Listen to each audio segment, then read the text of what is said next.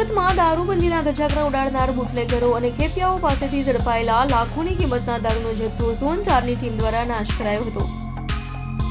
સુરતમાં દારૂબંધી હોવા છતાં બુટલેગરો દારૂનો વેપલો કરે છે, ત્યારે સુરતના ઝોન 4માં આવેલ અલગ અલગ પોલીસ મથકો જેમાં ખટોદરા, અઠવા, ઉમરા, વેસુ અને અલથાણમાં ઝડપાયેલા આશરે 50 લાખથી વધુની કિંમતના દારૂના જથ્થાને ડિંડોલી ખાતે નાશ કરાયો હતો।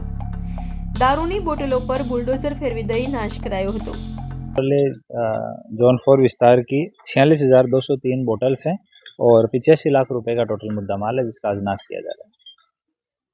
कौन से पुलिस स्टेशन? ये अठवा, उमरा, वेसू, अल्फान, खटोदरा और पांडेसरा 6 पुलिस स्टेशन का है। तो इनका जो प्रोसीजर होता है वो पूरा करके और बाद में आज अभी प्रांत साहब हैं, मामलादार श्री हैं, सारे पीआई जेसीपीज हैं, इनकी हाजिरी में अभी काउंटिंग चल रही है। इसके बाद में मुद्दा माल का नाश कर दिया जाएगा।